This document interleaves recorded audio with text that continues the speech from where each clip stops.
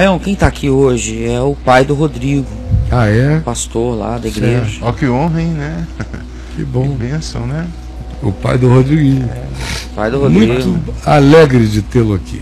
Então vamos lá. Eu tenho visto você conversar com meu filho, sabe, Caio? Nossa igreja não é lá uma igrejona, não. Somos uma congregação simples. E nosso povo, muitos deles não tem nem computador, sabe? E o meu filho está me causando muitos problemas. Deixa eu explicar antes. Como? Deixa eu explicar antes para você. Tá. Eu sou pastor, certo? Certo. Eu sou o anjo da igreja. E quando minha autoridade está dividida, isso é ação do diabo. Você sabe disso. Não, só se a autoridade dele estiver sob o Evangelho. Se ele estiver praticando o Evangelho, a autoridade dele é do Evangelho. Mas não existe essa coisa de pastor, anjo de Deus, só por ser. Isso é o que a religião diz, é por isso que a igreja está nessa calamidade. É que o cara vai lá e diz, eu sou autoridade. Do mesmo modo que um marido machista em casa diz para a mulher, se submeta a mim. Mas ele mesmo não tem autoridade, ele não vive, ele não está cheio do Espírito, ele não está cheio do Evangelho, ele não está cheio de sabedoria, ele não está cheio de amor, ele não está cheio de entendimento, ele não está cheio de coerência.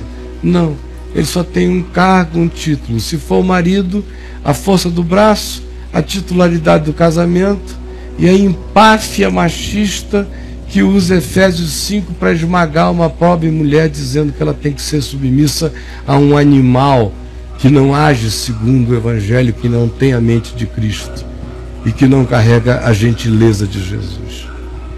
Do mesmo modo é o pastor, que não vivendo sob o Evangelho, não tendo a autoridade do Evangelho, simplesmente usa esse argumento.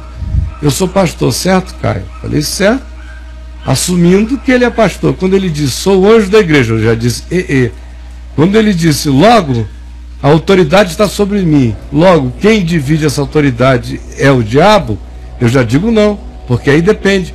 Às vezes, tem-se que dividir essa autoridade para quebrar o trono de Satanás no lugar. Não estou dizendo que é o que está acontecendo com ele. Estou dizendo em tese, só em tese. Estou dizendo que o argumento dele é falacioso. Estou dizendo que o argumento dele é desses ungidos do Senhor, que dizem, porque eu recebi uma unção com óleo, qualquer coisa que eu faça aqui dentro tem que ser obedecida. E eu digo não. Digo não na TV, digo não na sua presença, digo não na esquina, digo não em qualquer lugar, digo não para qualquer um, digo não.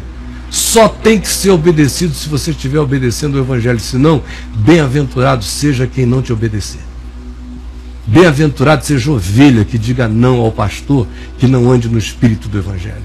Bem-aventurada a esposa que desobedeça ao marido machista, que diz, em nome de Jesus, me obedeça, enquanto ele pede a ela e ordena a ela que faça o que Deus diz que ela não deve fazer. Bem-aventurado seja essa mulher se obedecer antes a Deus do que ao surto chauvinista desse marido idiotado. Bem-aventurado seja todo ser humano que não entregar a sua consciência a nenhum tirano, que em nome de qualquer autoridade divina pratique algo que seja contra a palavra do Evangelho. Bem-aventurado seja aquele que contra tal tirania, por amor ao Evangelho, se levante e diga não. Mas você não vai entender isso nunca, essa é a diferença gritante. Então, de saída, errado. Errado para a sua última pergunta, errado. E aí? Meu filho não pregará mais na nossa igreja. Mas quem é que diz que o filho tem que pregar? Um garoto de 15 anos. Pois suas palavras tem mais é que estudar, trabalhar, está querendo. Pregar? Para quê? Pregou lá outro dia, porque o futuro sogro dele, segundo eu me lembro, o convidou. Agora, pregar para quê que ele tem que pregar? Ele tem que estudar, se cuidar, viver a vida normal de um rapaz de 15 anos de idade que subitamente ganhou responsabilidades extra. E aí? Aí ele fala, meu filho não pregará mais na nossa igreja, pois suas palavras vão contra tudo da doutrina da nossa igreja. Então ele vai para o culto e fica reunindo o povo na porta da igreja e pregando o evangelho segundo Caio. Ele não precisa fazer isso, ele não precisa fazer isso. Meu filho, se você está me ouvindo, você não é comigo que você aprende isso, certo? Você concorda? Que eu jamais pedi para ninguém ficar na porta de lugar nenhum pregando qualquer coisa diferente do que lá se ensina, porque eu mesmo jamais fiz isso, senão eu daria o exemplo. Eu daria o exemplo. Eu iria ali para a porta da Catedral Católica, ou para a porta da Universal, ou aqui para a porta da Legião da Boa Vontade, ou aqui para a porta da Igreja Presbiteriana, ou da Batista, ou da Deus é Amor, ou da Brasil para Cristo, ou da Quadrangular, de qualquer uma que eu achasse que eventualmente na igreja local tinha alguém lá cometendo um excesso contra o Evangelho, eu poderia ir. Nunca fiz isso na vida, nem farei. E nem ensina ninguém a fazer. Nem ensino ninguém a fazer. Então, filho, com sensatez, não faça isso. Ele faz isso, né, Caio, que eu disse, dizendo que a Bíblia sem palavra de Deus é um livro sangrento e somente uma base de heresia controladora religiosa. O que ele está dizendo está certo.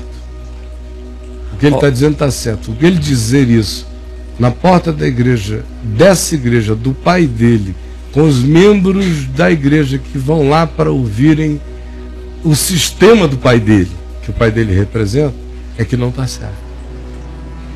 O que ele está dizendo está totalmente certo. E aí? Ora, Caio, a Bíblia é a palavra de Deus. Ele fica tirando a minha autoridade e a maioria dos jovens lá já ficam atrás dele. Ele mora na minha casa, não me responde, me obedece em casa, mas eu não sei o que fazer. Fala com ele porque ele te escuta. Bom, hoje eu já falei, eu quero falar com você também, meu amigo pai. Seja amigo do seu filho, companheiro. Não existe nada complicado entre vocês. É só tirar a religião do meio, esqueça a igreja. Esse negócio de ser pastor, isso é uma furada. Você é pai, meu querido. Você é pai.